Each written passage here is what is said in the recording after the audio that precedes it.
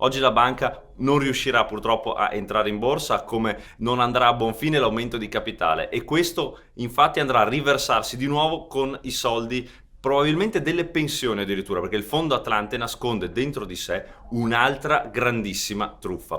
Accusa pesantissima per i pentastellati. Il consigliere regionale Jacopo Berti commenta così la forchetta da prezzo stracciato della quotazione delle azioni dell'Istituto di Montebelluna e fissata tra 10 e 50 centesimi soltanto nella tarda notte di ieri sera. Il destino di Veneto Banca oramai nelle mani del Fondo Atlante, stesso copione visto a Vicenza. Si parla di oltre 230.000 tra aziende e risparmiatori sul lastrico, per lo più pensionati, aggiunge Berti. Un buco, si dice da giorni, peggio di quello di Parmalat e pari a quasi 20 miliardi di euro. Ma perché questo? Perché bastava leggere le carte, dire la verità nella massima trasparenza a tutti i correntisti. Il Movimento 5 Stelle lo ha sempre fatto, noi lo abbiamo sempre fatto, e invece purtroppo altri hanno mentito cercando di coprire il disastro che stava avvenendo. Il Veneto vede così azzerate e accomunate in un unico drammatico destino le due ex popolari. Mi dispiace dirlo, ma lo avevamo detto. Infatti siamo stati gli unici che si sono sempre schierati con forza